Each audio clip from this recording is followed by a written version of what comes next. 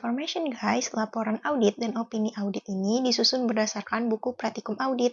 Apabila terdapat perbedaan atau perubahan standar terbaru, maka standar yang digunakan dalam kasus PT Citra Pesona pada buku tersebut belum diperbaharui. Assalamualaikum warahmatullahi wabarakatuh. Hello everyone. We Group 7 will present a continuation of Group 6. Here we will discuss the result of the audit report analysis and audit opinion on PT Bina Citra Pesona with myself, Argi Harun Lubis, and my friend. My name is Sararita Nusasaragi and my friends Intanji Permata Putri Marpau. This video contains information in Indonesia. Enjoy for watching, guys. Pertama saya akan menjelaskan profil perusahaan dari PT Bina Citra Pesona. PT Bina Citra Pesona merupakan perusahaan yang laporan keuangannya menjadi objek pemeriksaan oleh Kantor Akuntan Publik Dr. Randus Susilo MCO. Laporan yang diaudit mencakup laporan keuangan untuk tahun yang berakhir pada 31 Desember 2005, yaitu neraca, laporan laba rugi, laporan laba ditahan, dan arus kas. Informasi ini penting karena memberikan gambaran mengenai ruang lingkup pemeriksaan dan memastikan bahwa seluruh komponen laporan keuangan utama telah diaudit.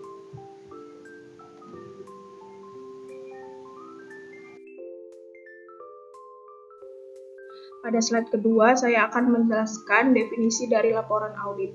Laporan audit adalah dokumen formal yang berisi pendapat auditor independen mengenai kewajaran penyajian laporan keuangan suatu entitas. Auditor memberikan pendapat berdasarkan bukti yang dikumpulkan melalui prosedur audit yang sistematis. Laporan audit menjadi salah satu bentuk assurance yang meningkatkan kepercayaan pemakai laporan keuangan terhadap informasi yang disajikan oleh manajemen. Dengan adanya audit, pihak eksternal seperti pemegang saham, kreditur, dan investor dapat memiliki keyakinan bahwa laporan keuangan tidak mengandung salah saji material dan telah disusun sesuai dengan standar akuntansi yang berlaku. Next, slide selanjutnya saya akan menjelaskan income statement dari PT Bina Citra Pesona.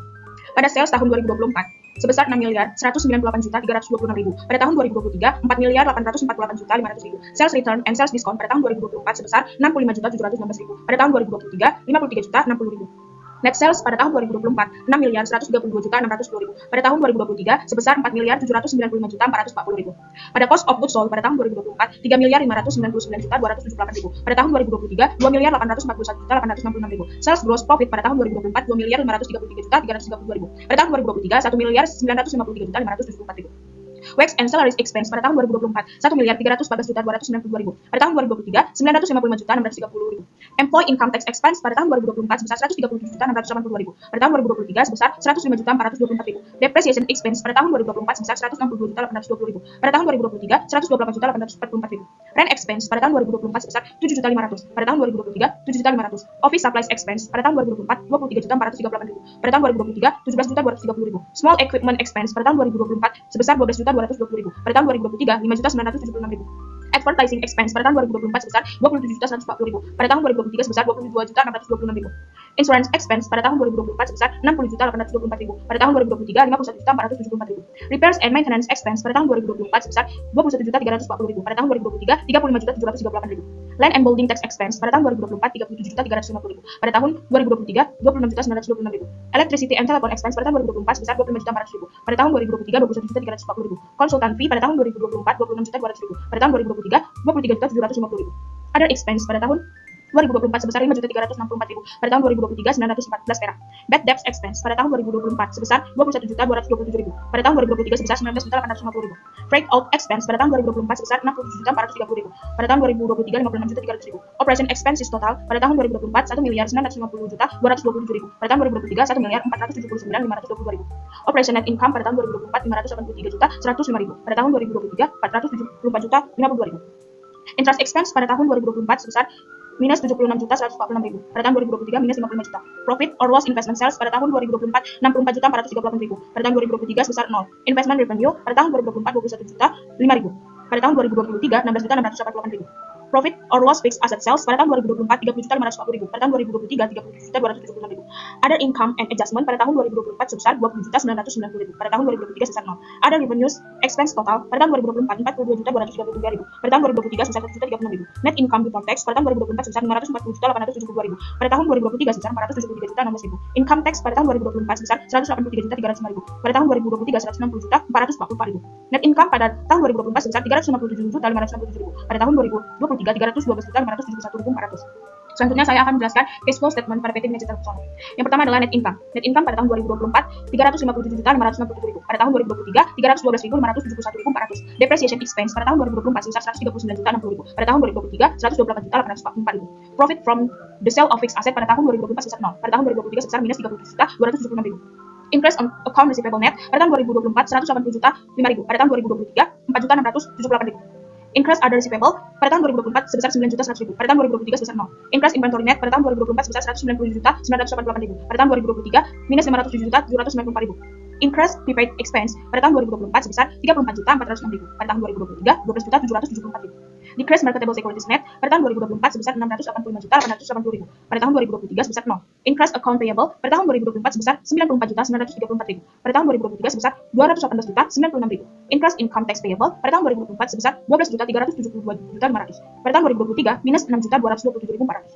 Decrease others payable pada tahun 2024 sebesar 191.391.500, pada tahun 2023 sebesar 0. Increase operating lease payable pada tahun 2024 sebesar 2.244.000, pada tahun 2023 sebesar 0. Decrease expense payable pada tahun 2024 sebesar 0, pada tahun 2023 sebesar 50.180.000. Decrease dividend payable pada tahun 2024 sebesar 0, pada tahun 2023 sebesar 6.450.000. Jadi totalnya adalah cash from operating acts sebesar 679.167.000 di tahun 2024. Di tahun 2023 sebesar 182.296.000.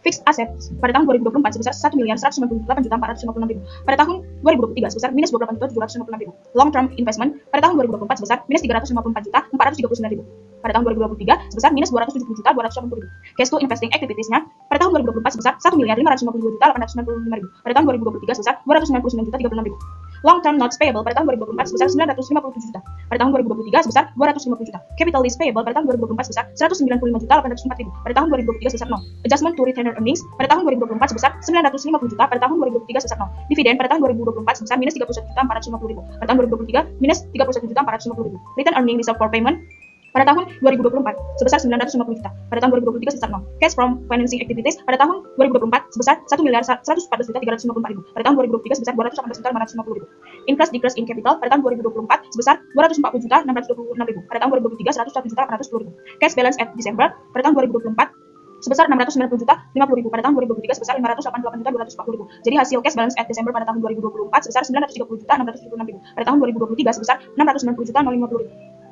Selanjutnya, saya akan menjelaskan statement of return earning pada PT Bina Citra Persona. Jadi hasil dari return earning ditambah dengan current year earnings pada tahun 2024 hasilnya 1.457.016.400, pada tahun 2023 sebesar 1.197.988.000. Hasil dari dividen dan return earning pada tahun 2024 sebesar 475.566.400, pada tahun 2023 sebesar 1.166.538.000. Selanjutnya akan dijelaskan oleh Ardian.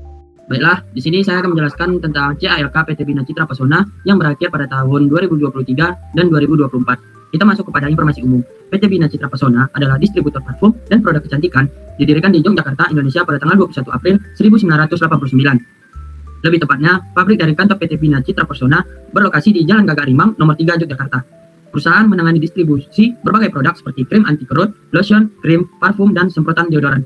Produk-produk ini dibeli langsung dari produsen di berbagai lokasi, kemudian dikemas ulang dan didistribusikan ke pengencer atau toko retail di seluruh wilayah daerah istimewa Yogyakarta dan Jawa Tengah. Perusahaan awalnya didirikan sebagai persekutuan antara dua mitra, yaitu Johan Munawar dan Leli Luntungan.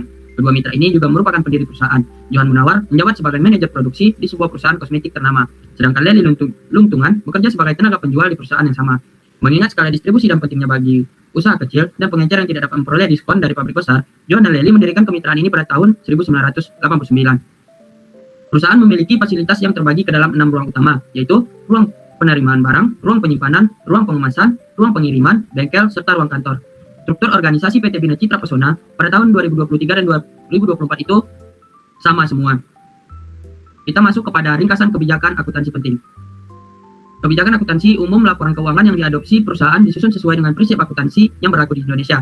Jika terdapat lebih dari satu metode akuntansi yang dapat digunakan, perusahaan memilih metode yang dianggap paling akurat dan paling mencerminkan kondisi serta keadaan yang ada. kita masuk kepada kas dan setara kas. Kas dan setara kas terdiri dari kas kecil dan kas di bank. Metode yang digunakan perusahaan dalam mengelola kas kecil adalah metode improve fund. Kas di bank dikelola melalui rekonsiliasi bank yang bertujuan untuk memastikan saldo kas yang tercatat sesuai dengan catatan bank. Kita masuk kepada kas di Bank Ganesha. Kas di Bank Ganesha ini digunakan untuk aktivitas operasionalnya, dan kas di Bank Dago digunakan untuk pembayaran gaji. Kas kecil merupakan sejumlah uang tunai yang disediakan perusahaan untuk membiayai pengeluaran kecil, mendesak, dan rutin, seperti pembelian perlengkapan dan perangko. Untuk kas di Bank Ganesha, kas di Bank Dago, dan petty cash-nya, totalnya itu pada tahun 2023 itu sebesar 690 juta 50 rupiah. Dan untuk pada 2024 yaitu totalnya 930 juta 676 ribu rupiah. Nah, kita masuk kepada piutang usaha. Piutang usaha merupakan jumlah tagihan kepada pelanggan atas penjualan barang atau jasa dalam kegiatan usaha normal. Jika piutang diharapkan dapat ditagih dalam waktu 1 tahun atau kurang, maka diklasifikasikan sebagai aset lancar. Jika lebih dari 1 tahun, maka diklasifikasikan sebagai aset tidak lancar. Piutang yang tidak dapat ditagih dibebankan sebagai beban piutang tak tertagih. Apabila piutang yang sebelumnya telah dihapuskan, kemudian berhasil ditagih kembali, maka jumlah tersebut diakui sebagai pendapatan lain-lain dalam laporan laba rugi. Untuk piutang usahanya, untuk totalnya itu yaitu pada tahun 2023 sebesar 249.722.000, dan untuk pada tahun 2024 sebesar 425.410.000, ditambah adjustmentnya dan dikurangi adjustment 7.156.000 pada tahun 2024, sehingga piutang usaha pada tanggal 31 Desember 2024 itu 418.254.000, dan pada 2023 sebesar 248.042.000, dan dikurangi dengan allowance for doubtful debt pada tahun 2024 itu sebesar 11.177.000, dan pada tanggal 31 Desember 2023 sebesar 20.970.000, sehingga dapat account receivable net-nya itu pada tahun 2024 407.077.000, dan pada tahun 2023 itu sebesar 227.072.000. Kita masuk kepada piutang lainnya. Piutang lainnya adalah piutang yang terutang kepada perusahaan oleh pihak lain atau pihak ketiga yang timbul bukan karena penjualan barang atau jasa secara kredit. Dalam hal ini termasuk piutang bunga. Kita masuk kepada merchandise inventory.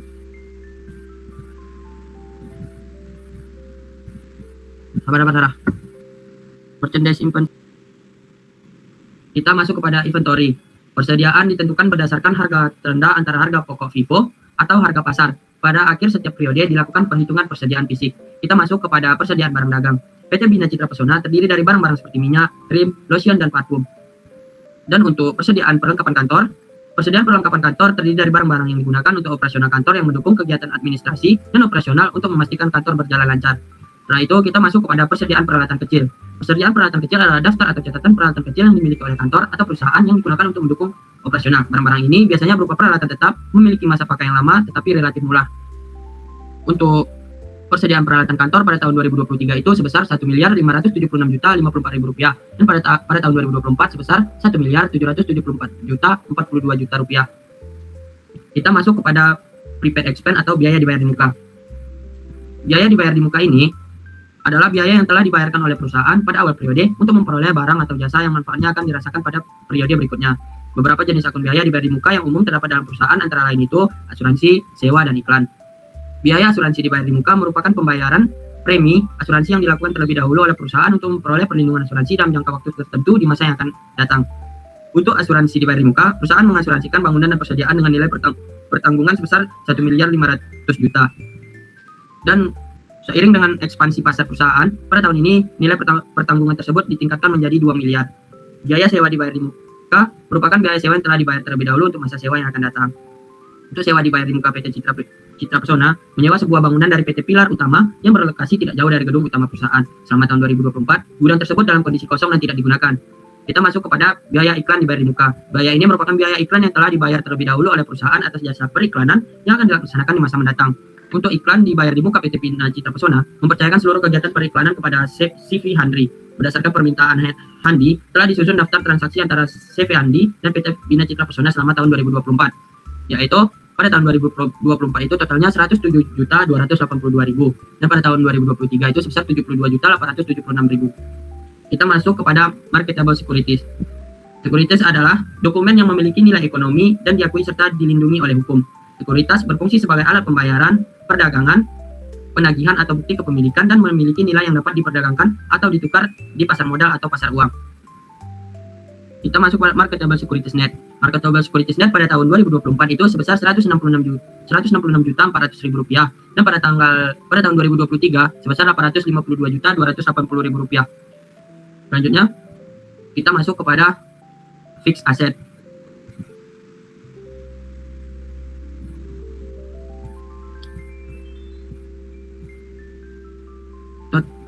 Total fixed aset yang dimiliki perusahaan yaitu ada bangunan yang berumur 30 tahun, machinery dan equipment berumur 20 tahun, vehicle-nya berumur 4 tahun, furniture dan equipment-nya itu berumur 20 tahun.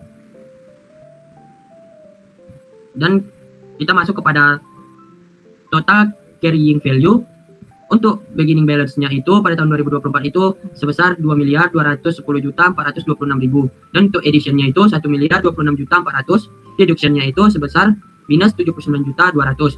Untuk adjustment-nya itu 251.256.000, dan untuk ending balance-nya itu sebesar 3.408.882.000. Dan untuk accumulated depreciation-nya itu total accumulated-nya itu yaitu 633.322.000, 156.538.000, dan minus 23.760.000, 6.281.400, dan 772.382.000. Untuk net book value-nya itu sebesar 1.577.144.000, dan totalnya itu sebesar 2.636.500.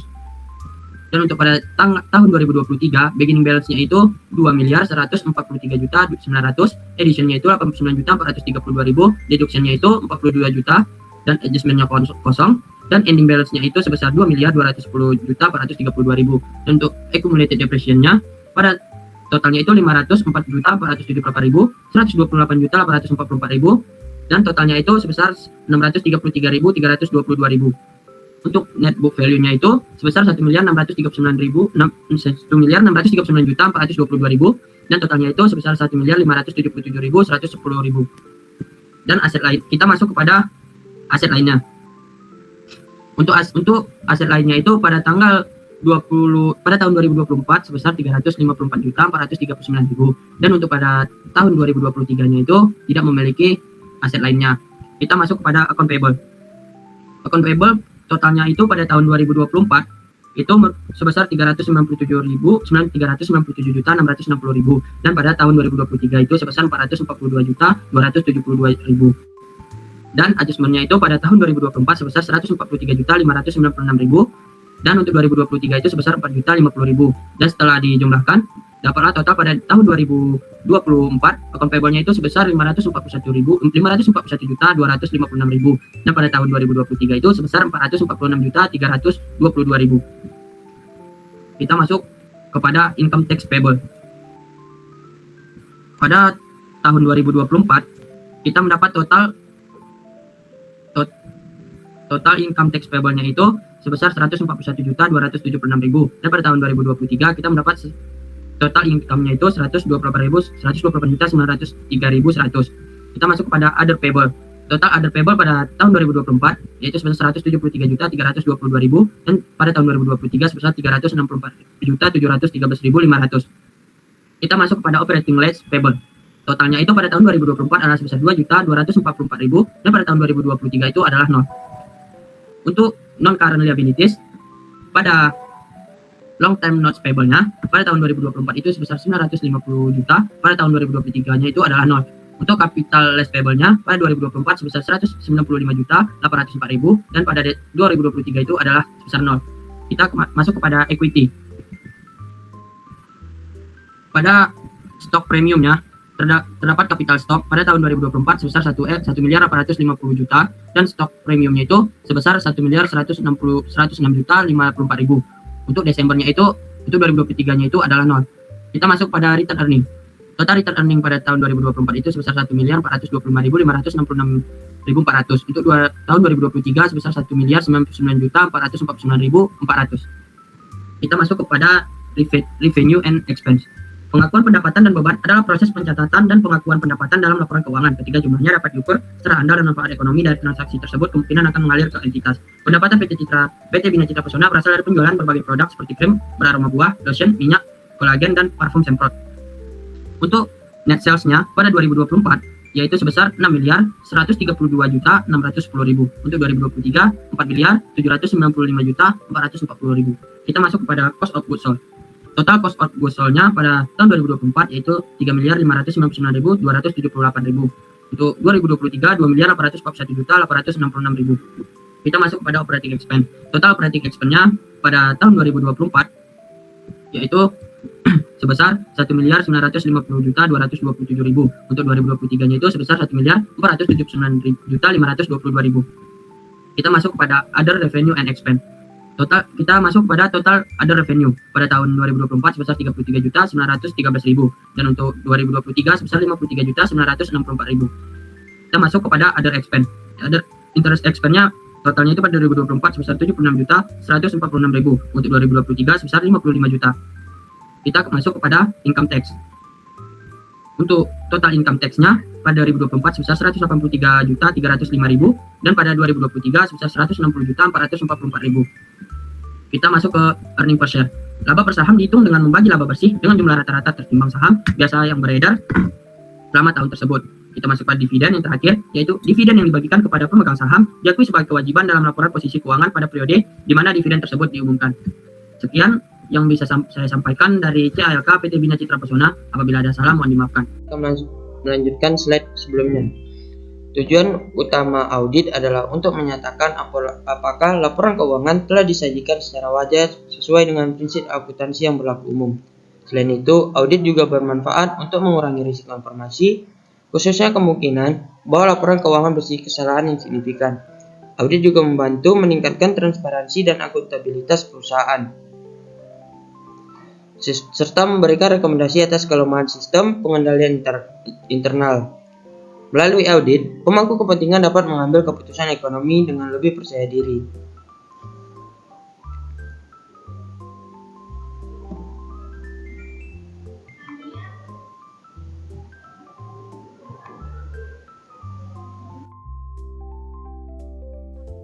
Baiklah, kita masuk ke dalam struktur of an audit report. Laporan audit memiliki struktur standar yang harus diikuti oleh auditor.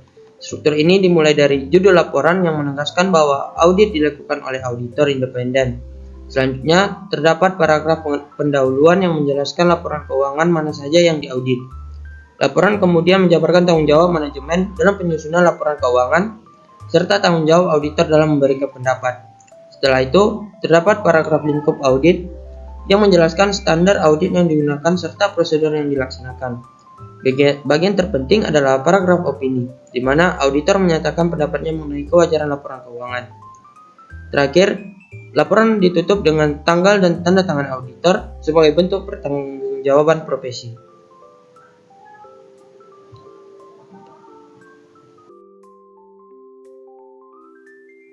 Kita masuk kepada scope of the audit.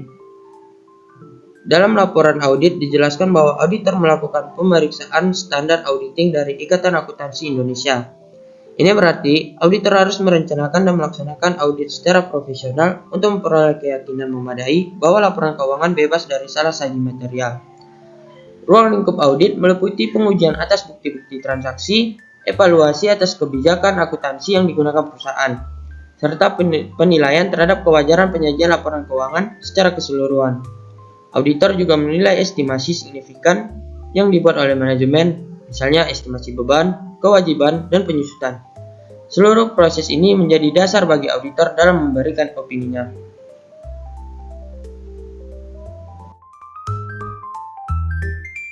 Kita masuk kepada responsibility of management and auditor.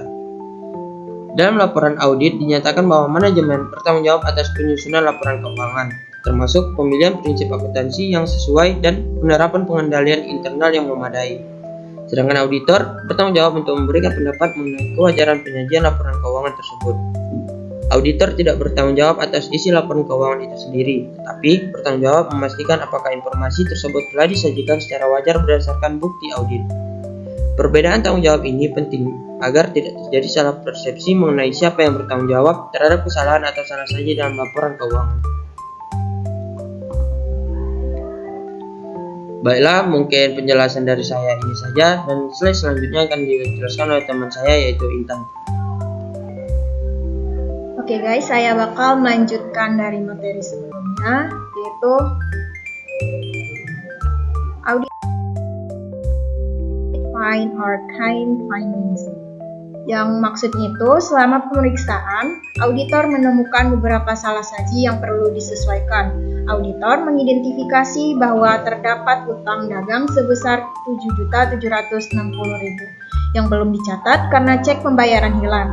Selain itu, perusahaan belum mengakui gaji dan upah terutang bulan Desember sebesar 76.352.000. Auditor juga merekomendasikan jurnal penyesuaian lainnya untuk memastikan laporan keuangan mempresentasikan keadaan sebenarnya.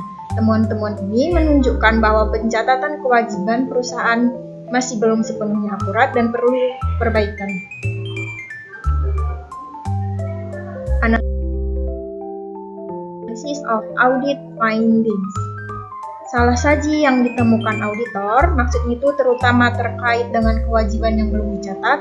Kesalahan ini dapat mengakibatkan laporan keuangan menampilkan posisi keuangan yang lebih baik daripada kondisi sebenarnya. Temuan auditor juga mengidentifikasinya adanya kelemahan dalam pengendalian internal perusahaan, khususnya pada proses pencatatan utang dan pengakuan utang. Auditor melakukan prosedur search for unrecorded liability sebagai bentuk skeptisme profesional untuk memastikan tidak ada kewajiban yang terlewat. Meskipun salah saji bersifat material, auditor menilai dampaknya tidak meluas hingga koreksi dapat dilakukan melalui jurnal penyesuaian. Selanjutnya itu auditor opinion. Auditor opinion ini termasuk qualified opinion. The financial statement are considered fairly presented overall. Maksudnya itu, berdasarkan temuan tersebut, auditor memberikan opini dengan wajar dengan pengecualian. Opini ini diberi ketika laporan keuangan secara keseluruhan dianggap wajar, namun terdapat area tertentu yang mengandung salah saji material. Perlu ditekankan bahwa salah saji tersebut tidak pervasif atau tidak mempengaruhi keseluruhan laporan keuangan secara signifikan. Dengan demikian, laporan keuangan itu masih dapat dipercaya setelah dilakukan penyesuaian yang diperlukan. Opini ini menjadi sinyal kepada pemakai laporan keuangan bahwa terdapat aspek tertentu yang harus mendapat perhatian lebih.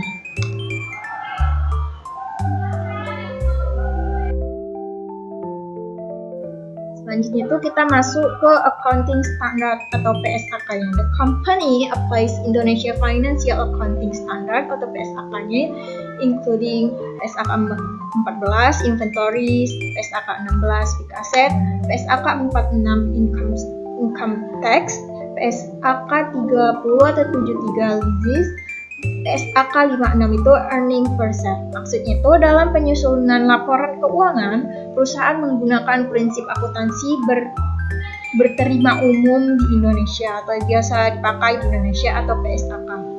Misalnya, PSAK 14 itu mengatur mengenai penilaian persediaan menggunakan metode FIFO dan nilai terendah antara biaya dan nilai realisasi bersih. PSAK 16 mengatur pengakuan aset tetap dan metode depresiasi garis lurus. PSAK 46 digunakan untuk mencatat pajak penghasilan. PSAK 30 atau 73 menjelaskan perlakuan akuntansi atas sewa. Dan PSAK 56 mengatur perhitungan laba per saham. Penerapan PSAK ini penting sebagai dasar bagi auditor untuk menilai kesesuaian penyajian laporan keuangan.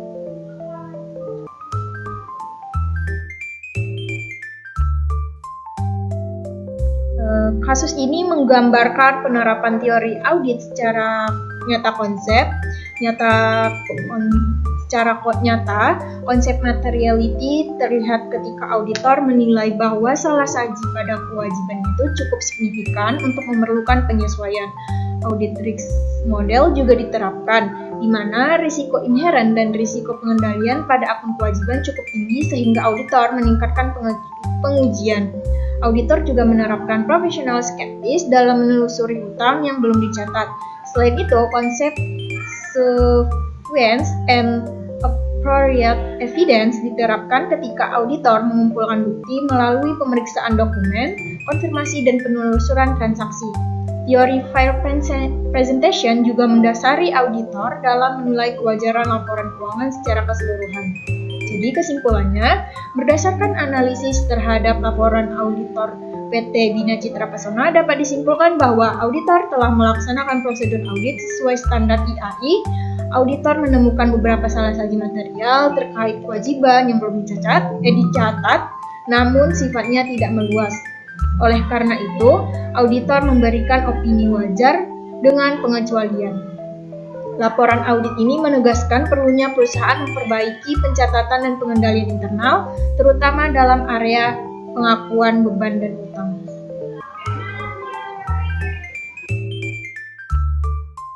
Guys, sekian. That concludes my presentation on the analysis of PT Bina Citra Persona's audit report. Thank you for watching.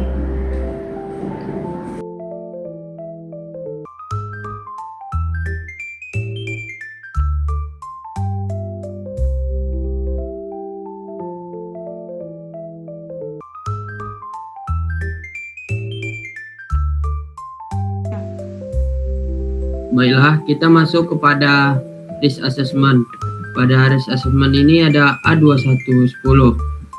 Sebelum membahas cara pengisian indeks A210 dan A220, perlu diperhatikan bahwa untuk dapat melengkapi prosedur pada indeks A2110 dan A220, kita perlu melengkapi informasi laporan keuangan klien pada indeks D100 yang berjudul Input Laporan Keuangan, atau dapat juga mengklik langsung pada menu template laporan keuangan pada indeks A110. Cara pengisiannya itu, pada kolom nomor akun dan nama akun diisi manual dan harus dilengkapi sesuai dengan informasi yang ada di soal praktikum audit laporan keuangan pada sheet data input laporan keuangan. Kolom mapping grup akun, mapping kelompok akun, mapping header akun, dan default akun dilengkapi dengan mengklik drop down list yang ada di masing-masing kolom. Pengisian pada kolom mapping grup akun, mapping kelompok akun, mapping header akun, dan default akun harus sesuai dengan informasi yang ada di soal. Kolom input hanya diisi satu kali mengacu pada kelompok mapping header akun. Lengkapi informasi data keuangan perusahaan untuk periode akhir tahun di kolom input angka dengan memindahkan informasi data keuangan yang ada di soal ke masing-masing kolom input angka. Kolom input angka diisi secara manual. Jika diperlukan untuk menambah, mengubah, atau menghapus nama akun sesuai dengan kondisi yang ada soal, maka pilih menu klik tambah header. Lakukan kontrol di baris input EBT klien, cek EBT, dan cek neraca untuk mengetahui apakah informasi laporan keuangan telah benar disajikan. Kita masuk kepada indeks A210, yaitu menentukan materialitas awal. Informasi pada total aset, aset bersih, serta jumlah pendapatan, jumlah HPP, rugi sebelum pajak, rugi sebelum bunga, pajak penyusutan dan amortisasi, dan total liabilitas, semuanya sudah terautomatisasi mengacu indeks D100. Untuk itu, pastikan input data laporan keuangan di indeks D100 sudah dilakukan secara benar. Terdapat beberapa kondisi sebagai acuan untuk menentukan dasar materialitas mengisi nomor 9. Jika perusahaan dalam kondisi baik, ditandai dengan perusahaan mendapat laba bersih di tahun berjalan dan tahun sebelumnya. Jika perusahaan dalam kondisi rugi, ditandai dengan posisi laporan laba rugi adalah net loss. Jika perusahaan dalam kondisi diragukan kelangsungan usahanya, ditandai dengan defisiensi modal atau saldo ekuitas bernilai negatif, maka acuan saldo materialitas adalah berdasarkan total aset. Selain itu, pada nomor 10 di indeks A210 tentang penentuan materialitas pelaksanaan merefleksasikan batasan salah saji untuk tingkat laporan keuangan secara keseluruhan. Sedangkan poin nomor 11 tentang atas nilai yang tidak dikoreksi adalah batasan salah saji untuk tiap-tiap akun. Penentuan persentase untuk menghitung batasan salah saji pada poin nomor 10 dan 11 merupakan profesional judgment dari masing-masing pengajar sehingga hasilnya pun bisa berbeda-beda. Setelah menginput data untuk mendapat nilai materialitas, kemudian tentukan specific materiality dengan mengklik table mapping materialitas saldo akun atau tentukan specific materiality. Akun yang dipilih sebagai benchmark menentukan specific materiality adalah piutang dan penjualan. Hal ini karena kedua akun ini merupakan akun secara umum paling berisiko. Selain itu, penentuannya ini tidak bersifat mengikat mutlak. Artinya itu, ketika menentukan, di sini tidak harus piutang dan penjualan. Dapat juga ditambah akun persediaan atau beban pokok pendapatan. Kuncinya di sini adalah apa nature utama dari bisnis klien tersebut dan bagian apa yang mengalami perubahan signifikan. Baiklah, kita masuk kepada A220, yaitu melakukan prosedur analitis awal. Prosedur analitis awal adalah proses yang wajib dilakukan auditor pada sesi risk assessment. Proses analitis awal dapat dilakukan dengan cara melakukan analisa vertikal dan horizontal dan analisa terhadap quick ratio, profitability ratio, leverage ratio, dan solvability ratio pada laporan keuangan periode tahun berjalan dan periode tahun lalu untuk dilakukan perbandingan. Proses analisis awal bertujuan untuk mendeteksi apakah ada pergerakan transaksi yang signifikan dan unusual transaction agar dapat diprediksi apakah terdapat salah saja cukup material pada laporan keuangan tahun berjalan yang dapat disebabkan oleh human error atau kesalahan internal karena lemahnya pengendalian internal, inkonsistensi penerapan akuntan, atau praktik fraud. Untuk melakukan analisa perbandingan laporan keuangan antar periode, pilih indeks A220.1 dan untuk melakukan analisis rasio keuangan, pilih indeks A220.2. Secara keseluruhan, A.220.1 dan indeks A220.2 akan terisi secara otomatis mengacu pada informasi laporan keuangan pada indeks D100 tentang input laporan keuangan. Namun yang perlu kita perhatikan ketika melakukan prosedur analitis awal ini, yaitu yang pertama, perhatikan pergerakan saldo di tiap-tiap akun di tahun berjalan dan tahun sebelumnya. Jika terdapat kenaikan atau penurunan yang signifikan, analisa kondisi pasar dan kondisi perekonomian terkini. Lakukan juga analisis laporan keuangan untuk industri sejenis. Lakukan juga analisa antar akun yang saling berhubungan. Misalnya akun penjualan mempunyai hubungan lurus dengan akun beban pokok penjualan atau COGS. Yang keempat, lakukan juga analisis terhadap rasio keuangan secara kompleks dan mendalam. Contoh, jika di tahun 2020 penjualan perusahaan mengalami penurunan, namun terdapat penurunan yang signifikan pada akun persediaan dan beban pokok pendapatan, maka telusuri lagi rasio perputaran persediaan dan rasio perputaran penjualannya. Baiklah, untuk A230 akan dibacakan oleh Sarah. Baik, saya akan menjelaskan subindeks A230 tentang pemahaman entitas lingkungan merangkum informasi terkait perusahaan secara keseluruhan, seperti informasi mengenai struktur perusahaan, profil komisaris, direksi, dan pemegang saham, pemahaman terkait proses aktivitas bisnis, pemahaman peraturan akuntansi atau perpajakan yang terkait, dan lainnya. Indeks A230 terdiri dari subindeks A230.1 sampai A230.8. Tiap subindeks harus dilengkapi agar dapat dilanjutkan ke subindeks berikutnya. A230.1 Informasi umum dan aspek legalitas. Subindeks A230.1 berisi informasi mengenai yang pertama, kontak klien. Pada informasi kontak klien, lengkapi informasi yang berkaitan dengan pihak atau personil yang mempunyai wewenang atau kontrol utama terhadap penyusunan laporan keuangan perusahaan. Biasanya yang terlibat dalam perikatan audit adalah jajaran direksi, direktur utama, dan direktur keuangan, dan level senior menengah seperti supervisor sampai manajer akuntansi atau keuangan. Umumnya, informasi yang perlu disajikan terkait kontak klien hanya mencakup nama, jabatan, dan alamat korespondensi bisa nomor telepon kantor, nomor handphone, dan email. Untuk mengisi tabel 1, yaitu kontak klien, perhatikan pada soal praktikum audit laporan keuangan di sheet informasi umum dan legalitas. Pindahkan informasi yang ada pada sheet informasi umum dan legalitas sesuai dengan konteks jawabannya. Yang kedua, informasi umum. Bagian informasi umum secara keseluruhan mencakup informasi legalitas perusahaan, seperti nomor dan tanggal akta pendirian perusahaan, informasi mengenai jumlah modal disetor saat pendirian perusahaan. Pada poin A1, informasi mengenai susunan pemegang saham. Pada poin 3, informasi mengenai amandemen akta pendirian perusahaan di poin A2, jika ada dan jika tidak ada informasi mengenai perubahan akta pendirian perusahaan seperti perubahan susunan modal disetor atau perubahan susunan pemegang saham, maka boleh dikosongkan saja.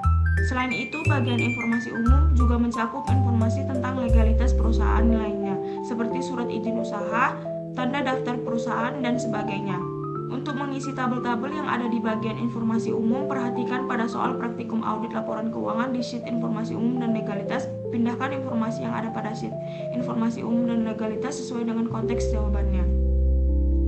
Jika sudah dilengkapi semua, maka tentukan kesimpulannya dengan mengklik tombol drop down list informasi umum dan aspek legalitas tidak terdapat kemungkinan salah saji material di bagian simpulan. Letaknya sebelum tabel informasi mengenai kontak klien. A230.2 struktur organisasi dan tanggung jawab. Subindeks A230.2 berisi informasi mengenai struktur organisasi perusahaan dan masing-masing lingkungan jawabannya. Struktur organisasi dan tanggung jawab merupakan informasi yang penting didapatkan oleh auditor di awal penugasan audit untuk memahami kontrol dan wewenang dari masing-masing jabatan atau unit atau lini. Untuk mengisi poin nomor 1 yaitu tentang struktur organisasi dan poin nomor 2 yaitu tentang tanggung jawab, perhatikan pada soal praktikum audit laporan keuangan di sheet struktur organisasi. Pindahkan informasi yang ada pada sheet struktur organisasi sesuai dengan konteks jawabannya. Mahasiswa dapat mengisi poin nomor 1 dan poin nomor 2 dengan cara dinarasikan. Jika sudah dilengkapi semua, maka tentukan kesimpulannya dengan mengklik tombol drop down list struktur organisasi dan uraian tanggung jawab. Tidak terdapat kemungkinan salah saji material di bagian simpulan. Selanjutnya, A230.3 proses aktivitas bisnis utama.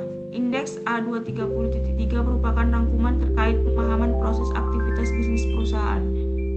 Pemahaman ini menitik beratkan pada pemahaman terkait pemahaman pengendalian internal pada setiap siklus dan dalam suatu proses aktivitas atau operasional bisnis.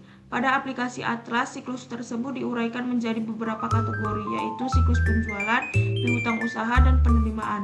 Satu siklus yang saling terintegrasi, yaitu siklus pembelian, persediaan, hutang, dan pengeluaran. Satu siklus yang tidak saling terintegrasi, siklus pengendalian kas, siklus penerimaan dan pengeluaran uang, siklus penggandaan atau akuisisi aset tetap, siklus penggajian, siklus penggunaan persediaan dan produksi, dan lainnya. Siklus yang paling umum dan selalu menjadi perhatian utama auditor untuk dilakukan pemahaman proses aktivitas bisnis dari kliennya adalah siklus penjualan dan siklus pembelian.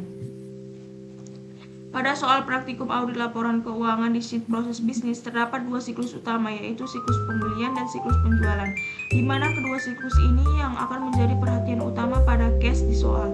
Untuk itu, pada aplikasi Atlas di poin nomor 1, proses bisnis utama, uraian siklus penjualan, piutang usaha dan penerimaan, dan uraian siklus pembelian persediaan, hutang dan pengeluaran diberi checklist ya.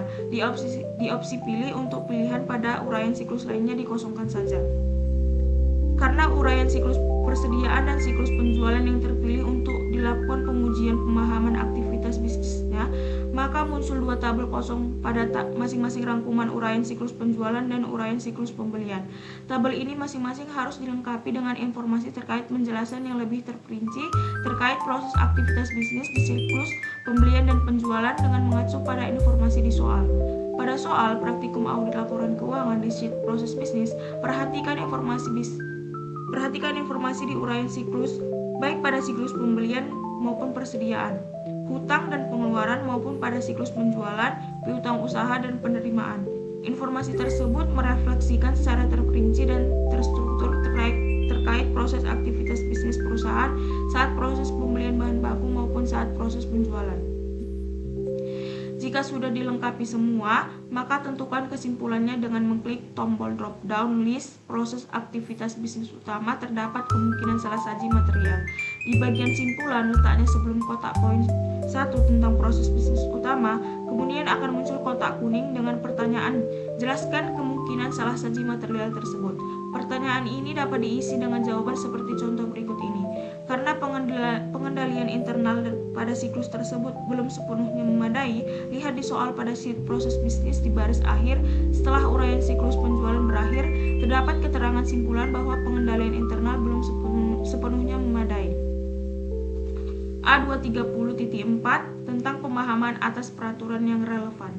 Pemahaman atas peraturan yang relevan mencakup informasi apakah klien sudah patuh terhadap peraturan-peraturan atau regulasi yang spesifik yang ditunjukkan untuk badan usaha seperti peraturan perpajakan, undang-undang perpajakan, peraturan terkait ketenagakerjaan, dan regulasi-regulasi lainnya yang berkaitan dengan lingkungan dan sumber daya alam. Perhatikan informasi pada soal praktikum audit laporan keuangan di sheet pemahaman peraturan. Semua informasi di sheet menjadi acuan untuk melengkapi indeks A230.4. Jika sudah dilengkapi semua, maka tentukan kesimpulannya dengan mengklik tombol drop down list pemahaman peraturan yang relevan terdapat kemungkinan salah saji material di bagian simpulan. Kemudian akan muncul kotak kuning dengan pertanyaan, jelaskan kemungkinan salah saji material tersebut. Pertanyaan ini dapat diisi dengan jawaban seperti contoh berikut ini. Karena belum menerapkan imbalan pasca kerja, pada soal tercantum dengan jelas bahwa perusahaan tidak menerapkan imbalan pasca kerja. A230.5 Pemahaman lingkungan bisnis.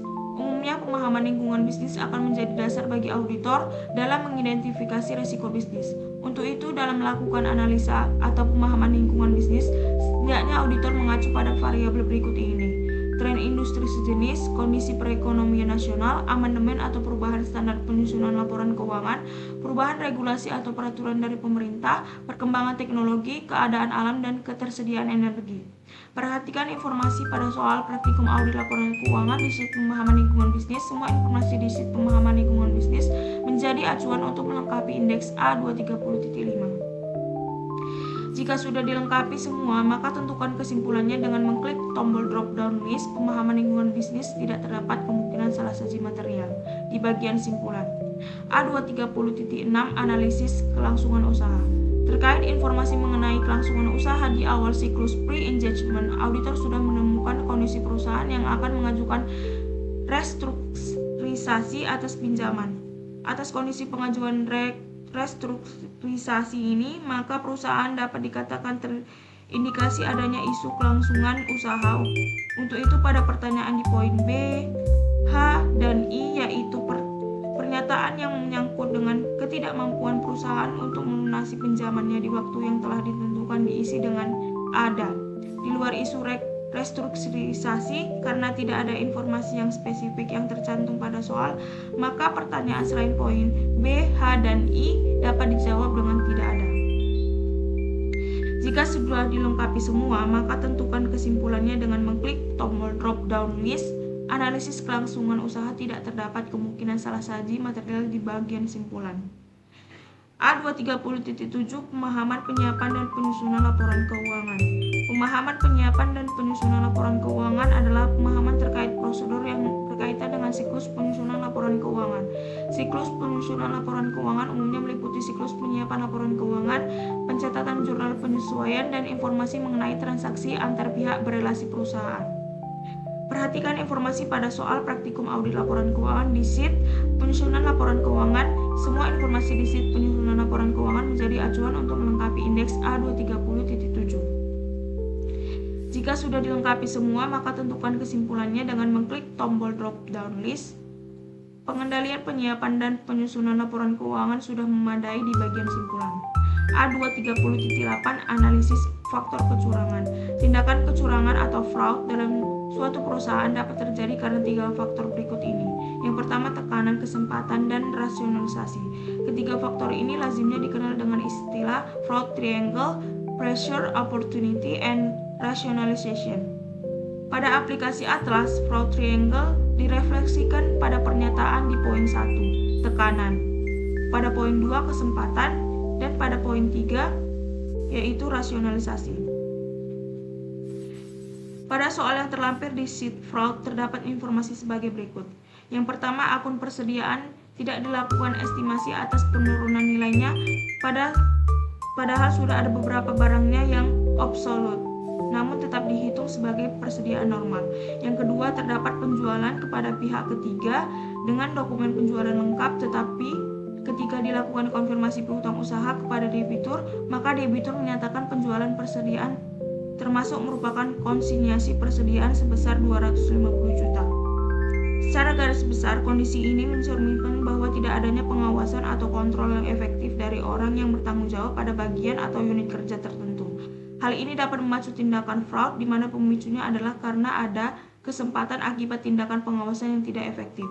Untuk itu, mengacu pada kondisi ini, pernyataan poin 2 di indeks A230.8 dapat diisi dengan pilihannya. Selain itu, tindakan fraud juga dapat disebabkan karena adanya tekanan dari beberapa pihak tertentu. Tekanan ini seperti masalah internal antar tim, target penjualan yang terlalu tinggi, dan lain sebagainya. Dari hasil analisa laporan posisi keuangan dan laporan laba rugi perusahaan, terlihat bahwa selama 2 tahun berturut-turut mengalami rugi bersih. Selain itu, penjualan perusahaan juga mengalami penurunan selama 2 tahun terakhir. Hal ini dapat menjadi pemicu tindakan fraud yang disebabkan karena adanya tekanan mengingat kondisi keuangan perusahaan sedang dalam kondisi yang tidak baik-baik saja.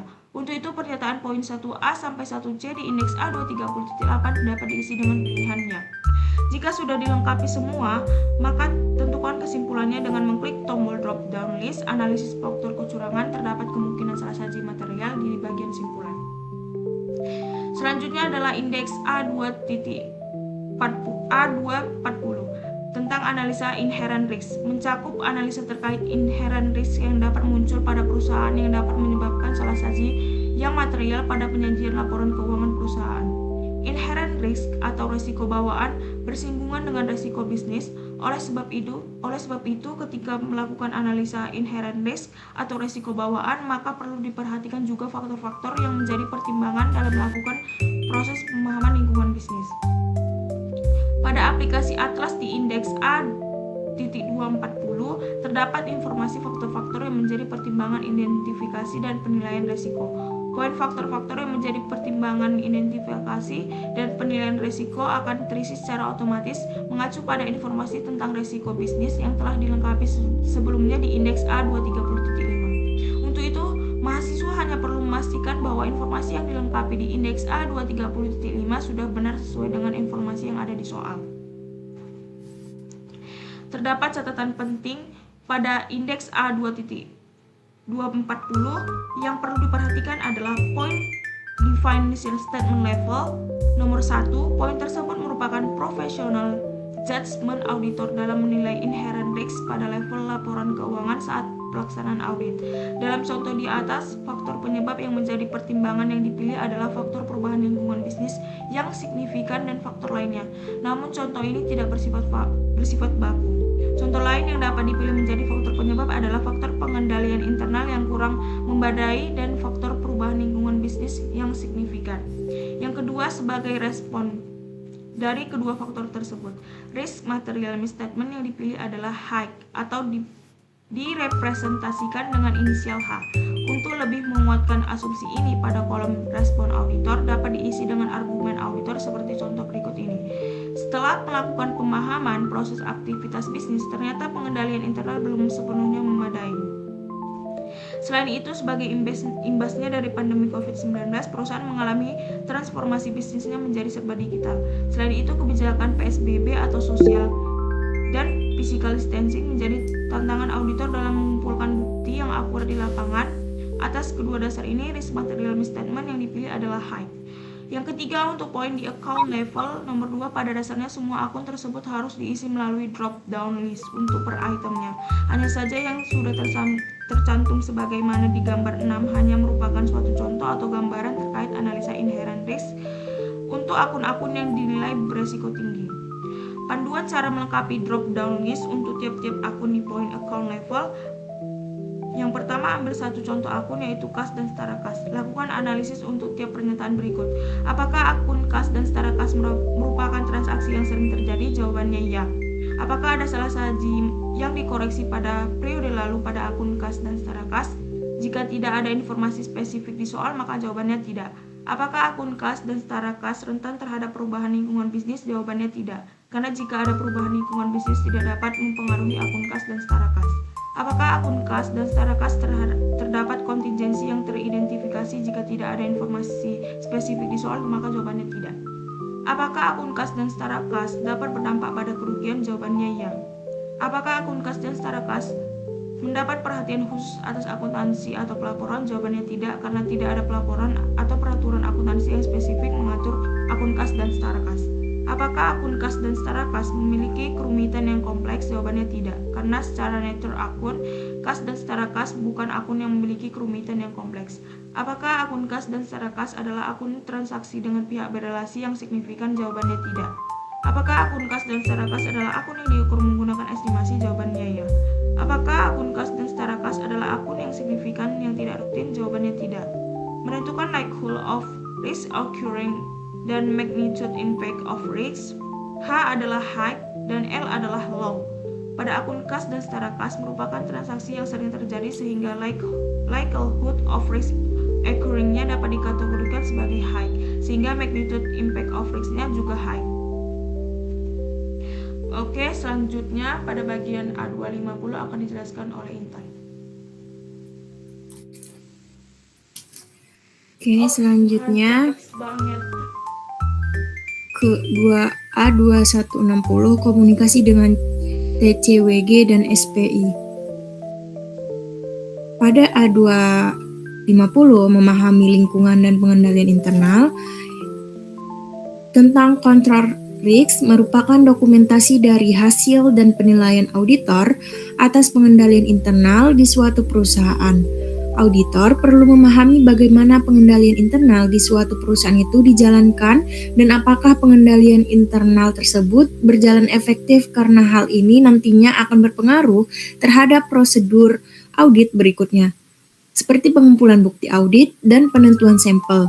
Pada halaman depan indeks A250 ada terdapat petunjuk yang mengarah ke subindeks A250.1 dan subindeks A250.2 dan subindeks A250.3. Pada indeks A20.1 adalah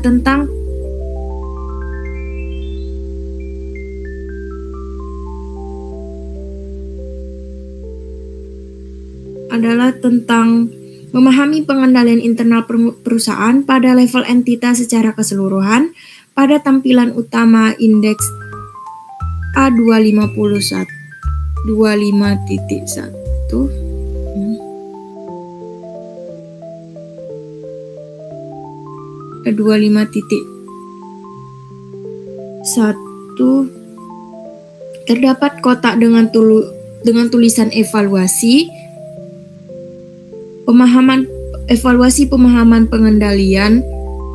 Bagian ini perlu diklik dan diisi terlebih dahulu karena hasil yang ditampilkan di kolom kesimpulan evaluasi pemahaman pengendalian di indeks A250.1 mengacu pada hasil evaluasi pemahaman pengendalian.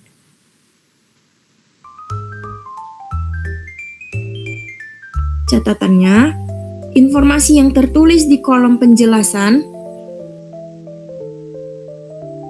pada indeks A25.1 mengacu pada informasi yang ada di soal praktikum audit laporan keuangan.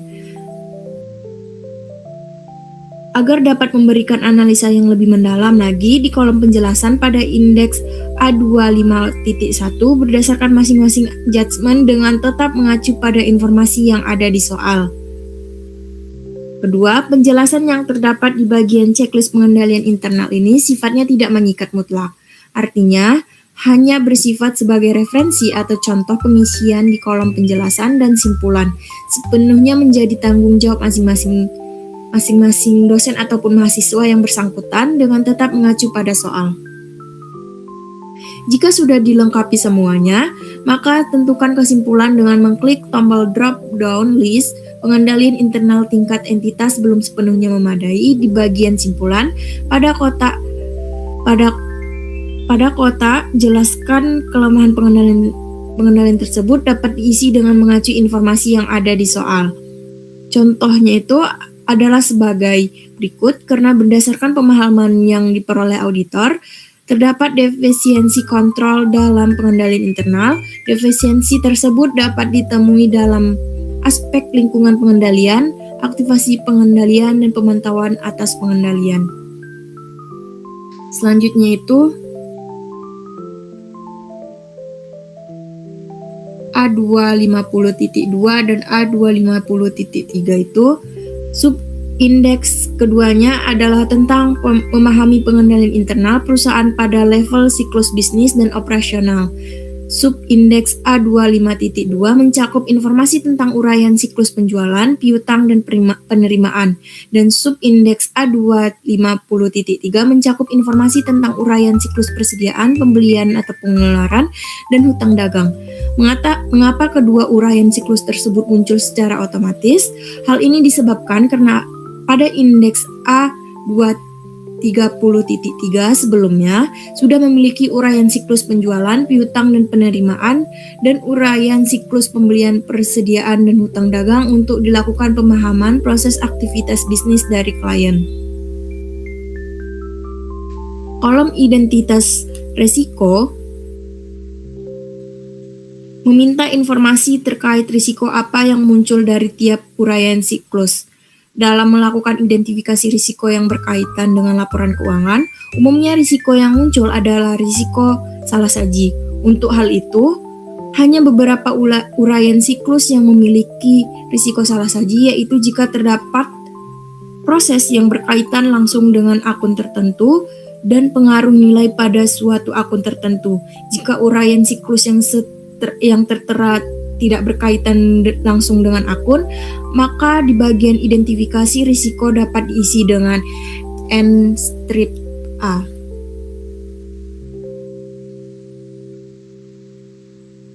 Selanjutnya itu melakukan analisis what can go wrong.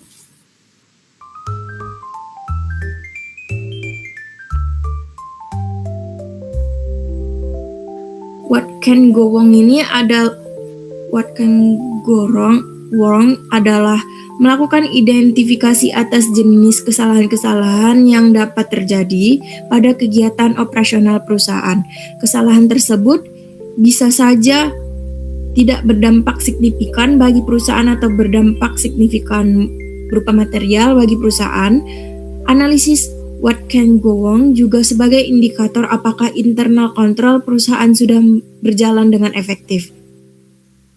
Contohnya itu pada indeks 2 A250.2 pada prosedur kalkulasi dan penjumlahan secara internal diversifikasi kemudian total batch komputer dibandingkan dengan laporan ikhtisar komputer.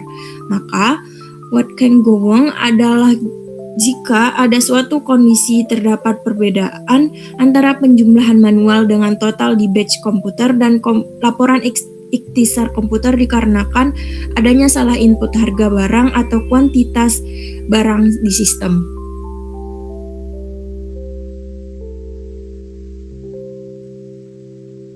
Pada prosedur kalkulasi dan penjumlahan secara internal diversifikasi, kemudian total batch komputer dibandingkan dengan laporan ikhtisar komputer, maka what can go wrong adalah jika suatu kondisi terdapat perbedaan antara penjualan manual dengan total di batch komputer dan laporan ikhtisar komputer dikarenakan adanya salah input harga barang atau kuantitas barang di sistem.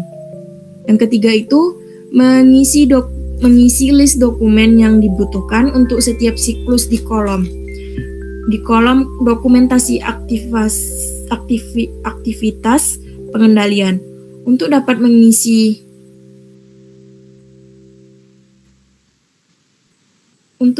mengisi kolom dokumen aktivitas pengendalian, perhatikan pengendalian internal di masing-masing uraian siklus. Jika pengendalian internalnya adalah terima pemesanan dari pelanggan, laporan pengeluaran barang, faktur untuk pelanggan, maka dokumentasi yang dibutuhkan adalah bukti permintaan pembelian, laporan pengeluaran barang, dan faktur. Jika pengendalian internalnya adalah faktur penjualan bernomor urut cetak dan pertanggungjawabannya untuk kemudian dibuatkan laporan pengeluaran barang bernomor urut, maka dokumentasi yang dibutuhkan adalah bukti cetak faktur penjualan yang telah diberi nomor urut dan laporan pengeluaran barang bernomor urut. Dalam melengkapi kolom dokumentasi aktivitas pengendalian, perhatikan dokumen-dokumen apa saja yang disebutkan dalam setiap pengendalian internal di masing-masing siklus. Keempat, menentukan akun terkait.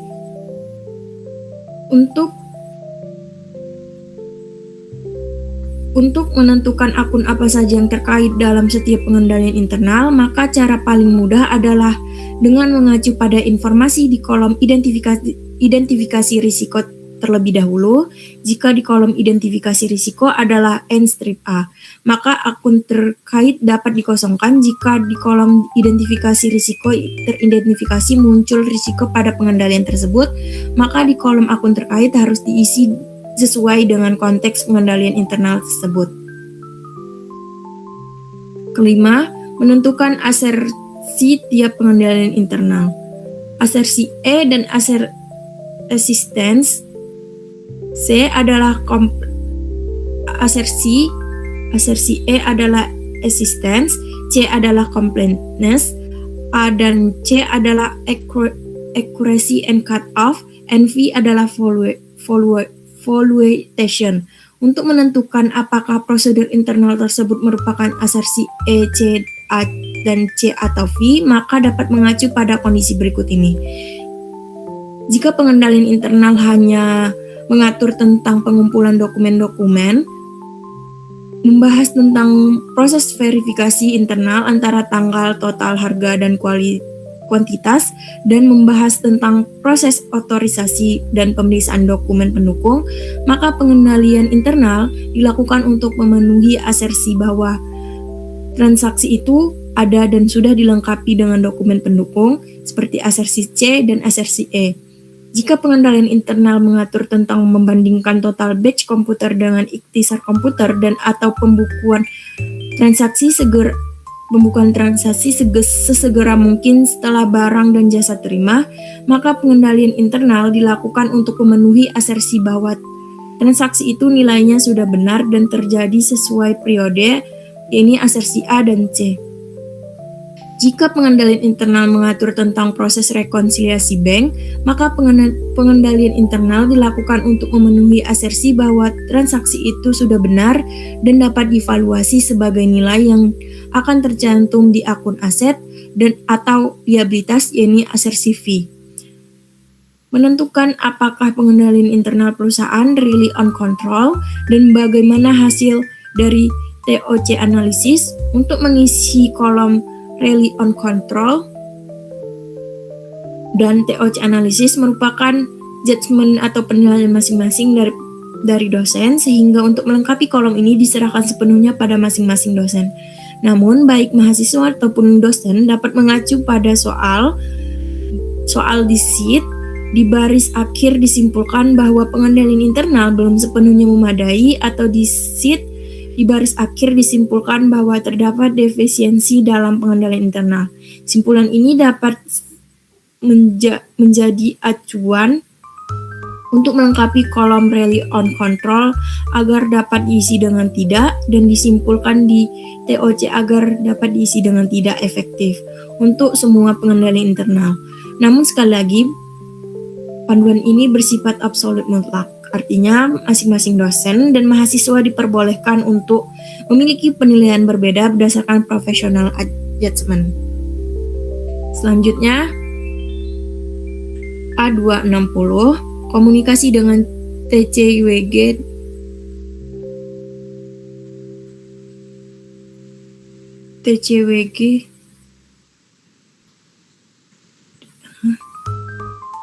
Indeks 270, memahami proses komunikasi antara TCWG dengan SPI atau risk of misstatement. Merefleksikan informasi bagaimana komunikasi auditor dengan pihak TCWG dan SPI selama proses audit berlangsung. TCWG atau Those charged with governance adalah orang atau pihak-pihak yang bertanggung jawab untuk mengawasi proses laporan keuangan, arah strategi perusahaan, dan kewajiban perusahaan lainnya yang berkaitan dengan akuntabilitas. Idealnya, auditor harus menjaga hubungan komunikasi dengan TCWG dan SPI selama proses audit berlangsung, dengan catatan perusahaan tersebut memiliki divisi SPI atau biasa disebut dengan Satuan Pengendalian Internal atau umumnya divisi audit internal. Di awal perikatan, auditor harus mengidentifikasi siapa saja TCWG saja merepresentasikan perusahaan atau klien tersebut dan harus mengidentifikasi apakah perusahaan atau klien mempunyai divisi SPI pada soal sudah melakukan komunikasi dengan TCWG. Poin ini dapat disimpulkan bahwa perusahaan memiliki TCWG sehingga pertanyaan di atlas tentang indeks A70, identifikasi para pihak oleh perikatan bagian A dapat diisi dengan ya. Informasi lainnya mengacu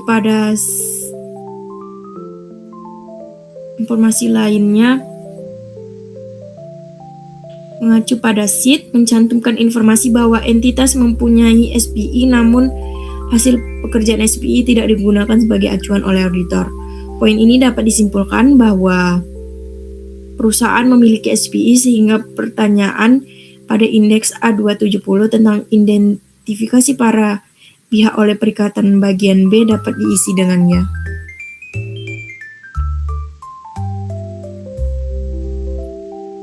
Selanjutnya,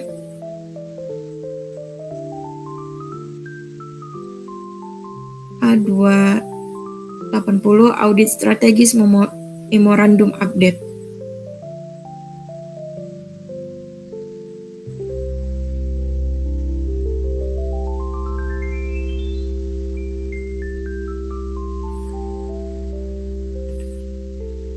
Ini gimana jelasinnya, weh?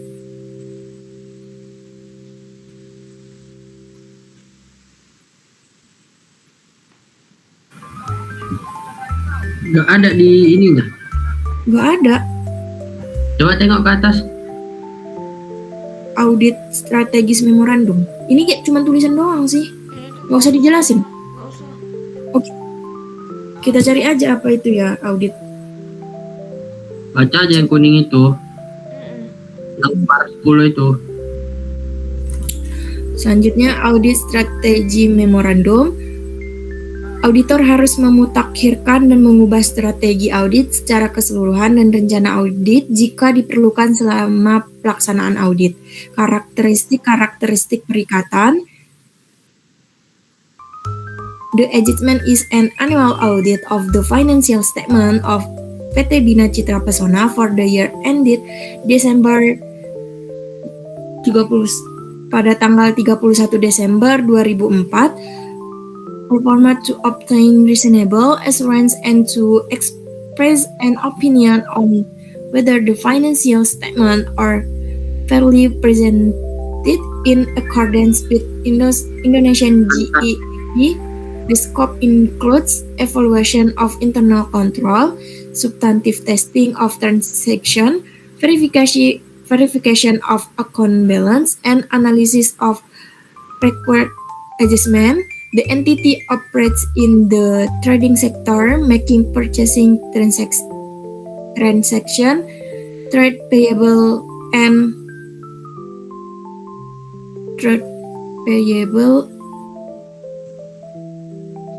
cash disbursement key audit areas. All work is performed in accordance with professional audit standard and the firm's quality control policy.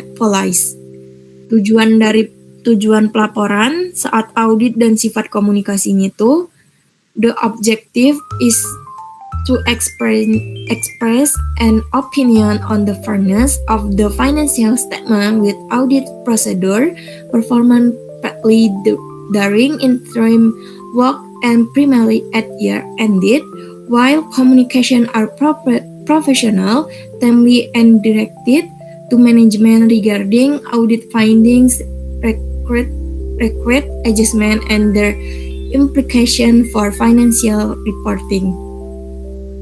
Faktor signifikan aktivitas perikatan dan pengetahuan yang diperoleh dari perikatan lain meliputi significant matters identified, include uncorded trades payable arising from a lost check that was not repleted and uncorded December salaries and weekly wages. The wage material misstatement related to completeness of liabilities. Initial adjustment activities consisted of client acceptance procedure, independency assessment, and adjustment reconfirmation in line with quality control requirement.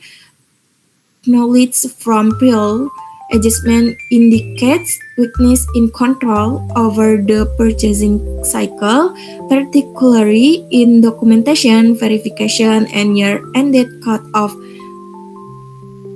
which increases the need to enhance detailed testing of payable, cash disbursement, and period-ended accruals.